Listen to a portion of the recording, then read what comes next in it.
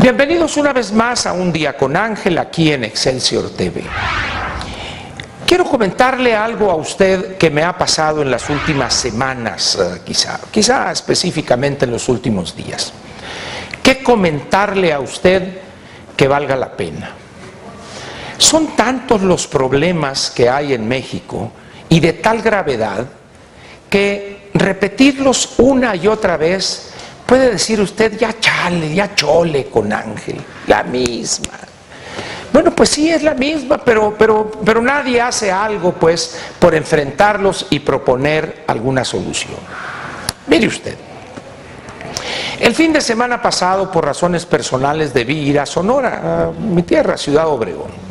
Estuve ahí 3 días por alguna cuestión familiar.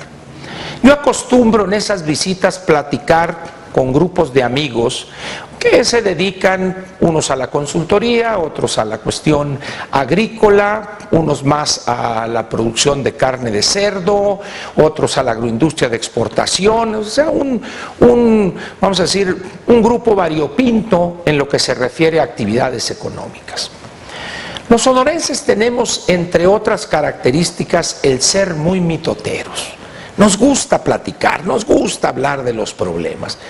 Entonces, cuando voy yo, después de que termino ahí las cosas que fui a hacer, pues nos sentamos, nos juntamos y al arrullo de las pacifiquitos bien frías empezamos a platicar. Y quiero decirle a usted que si tomamos nosotros el sur de Sonora como una muestra de lo que pasa en algunas otras regiones de agricultura comercial y de agroindustria, tanto para la economía doméstica, para la economía nacional, como para la exportación, la situación es grave. Uno de los problemas ya advertidos en la actividad primaria es el problema del agua. Y no me estoy refiriendo a este conflicto que hay en Sonora, que si se van a llevar el agua del Novillo a Hermosillo. No, o sea, eso lo dejaremos para otra ocasión. Me refiero a la disponibilidad total de agua para la agricultura y que poco a poco se ve que empieza a no estar disponible en la misma cantidad que estuvo en años pasados. El patrón de cultivos en algunas regiones agrícolas o de agricultura comercial en el país ha empezado a cambiar ya de una manera clara. De algunos cultivos que demandaban poca agua, se ha empezado a llegar a cultivos perennes o a cultivos que demandan más agua. Cultivos de ciclo largo, forrajes, por ejemplo, o algunos cultivos hortofrutícolas, plantaciones que requieren antes de su maduración 4 o 5 años y que tiene que regarlos, pero no hay producción. Es decir, el abanico de cultivos que se da en regiones de agricultura comercial ha empezado a demandar más agua. En esas condiciones hay una pugna o va a haber un conflicto entre los usos urbanos, residencial, comercial e industrial, y el uso agrícola. ¿Por qué? Cuando el agua es un recurso escaso, como lo es hoy prácticamente en todo el mundo, se tiene una situación curiosa. El uso más ineficiente del agua es el uso agrícola. El uso más eficiente es el uso comercial o industrial, en términos de riqueza producida. En México, como en muchos otros países del mundo, por no decir todos, donde se realiza agricultura comercial en base a agua rodada, agua de riego, sea esta de lluvia, en presas, canales o de pozos profundos, es un recurso sumamente valioso y que para que pueda ser aprovechado al máximo, repito, tiene que haber cultivos de alto valor agregado. Pero la situación actual nos dice que del agua total que consume nuestro país, vamos a decir 100 litros o 100 metros cúbicos en el año, entre 72 y 75, 76% lo usa la agricultura. Y lo usa además de manera sumamente ineficiente.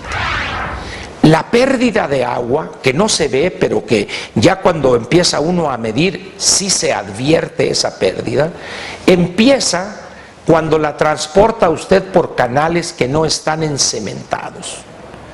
Porque la tierra permite la filtración y el agua se pierde en esa conducción. Un porcentaje importante. Segundo, la evaporación.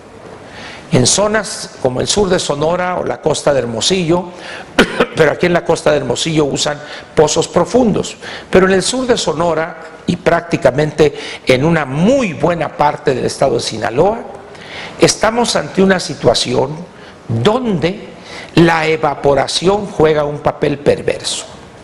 No tenemos la totalidad de canales pavimentados o canales encementados y tenemos cultivos como los granos, sean cereales u oleaginosas, de escaso valor agregado. Estamos pues ante una situación donde a medida que vayamos avanzando, si estos agricultores no elevan la eficiencia en el uso del recurso agua y siguen cultivando los mismos cultivos demandantes de mucha agua, vamos a tener un grave problema. Porque en un determinado momento el Estado tendrá que intervenir y enfrentar esa demanda y decir, si quieres tu agua vas a tener tantos metros cúbicos por hectárea, pero es que no me alcanza para una hectárea de trigo, cambia de cultivo.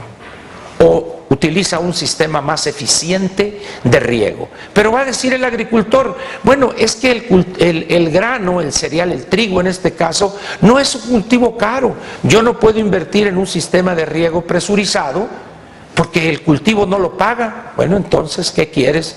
¿Que yo te dé dinero para que compenses? No puedo hacerlo.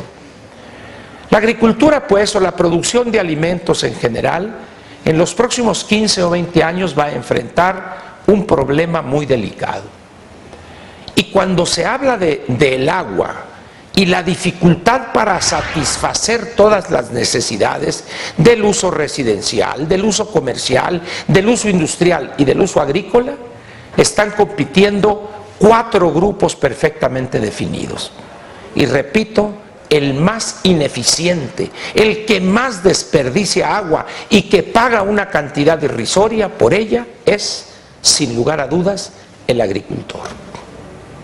¿Qué hacer ante eso? Primero, hay que tener conciencia de que el agua va a continuar reduciendo el volumen disponible. Segundo, hay que entender desde ya que ya no va a haber alimentos baratos.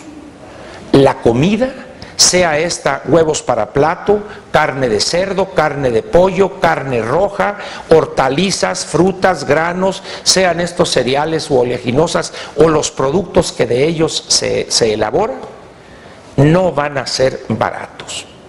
Aquel que diga que van a bajar los precios de alimentos, recuérdele a su progenitora de este individuo, porque no sabe lo que dice y está pretendiendo engañarlo a usted. Repito, para hablar genéricamente, se acabó ya la comida barata y se acabó ya aquella disponibilidad infinita del recurso agua. Eso ya no existe. Cada vez más la gente emigra de las zonas rurales a las zonas urbanas y quiere agua potable, quiere servicio de drenaje. Y cometemos nosotros un gravísimo error. Traemos agua y luego la tiramos otra vez. No obstante que invertimos millonadas para traerla a la ciudad y luego la vamos a hablar y la tiramos al mar. Tenemos que empezar a entender que el agua que traemos a las ciudades o que subimos aquí al Distrito Federal, hay que tratarla, retratarla otra vez, porque prácticamente las fuentes, aquellas que considerábamos hace 50 años inagotables, poco a poco están reduciendo el volumen del cual podemos disponer. Lo entenderemos nosotros en las ciudades si no se hace una campaña masiva, bien llevada y sobre todo utilizando el mejor instrumento que hay frente al agua, el precio del metro cúbico. Dice un refrán un tanto vulgar que duele más un golpe en la cartera que un golpe en las partes nobles. Si usted continúa, o si el Estado mexicano continúa prácticamente regalando el agua, un precio bajísimo, si no hay micromedición, si hay cuota fija sin control volumétrico del agua de que dispone una vivienda o una persona en alguna zona aledaña a las grandes ciudades, estamos adelantando una tragedia. Hay que valorar realmente el agua. Hay que cobrar el precio correcto. No hablo de precio justo o injusto, el precio correcto. Porque la gente dice, bueno, es que el agua nos la da el gran Tlaloc. Sí, el problema es que no nos la da potabilizada y no nos la entrega en cada vivienda o en cada departamento. Y luego, ¿qué hace Tlaloc con toda esa agua llena de cochinada ahí, de la que le jalamos al baño? ¿Qué hace Tlaloc? No, bueno, pues yo te di el agua, tú tírala por ahí. Es decir, el agua es algo que debemos cuidar por encima de todas las cosas. Yo he platicado de esto con muchos amigos aquí en el Distrito Federal y también en Sonora, y me dicen, pero Ángel, ¿cómo se va a acabar el agua, hombre? Si yo abro la llave ahí en el lavabo y siempre sale agua. Es cierto.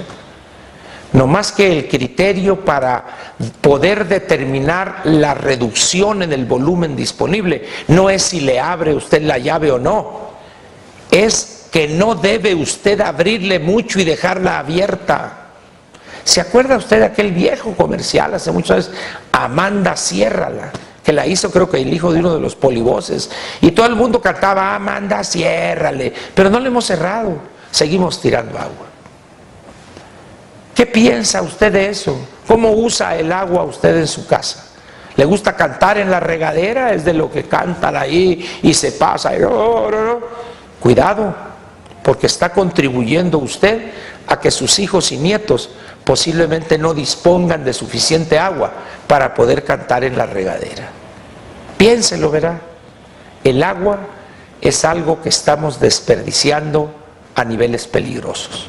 Muchas gracias, le agradezco su atención, y mañana, viernes, un tema frivolón para echárnoslo así, para alegrarnos el fin de semana. Muchas gracias, buenas noches.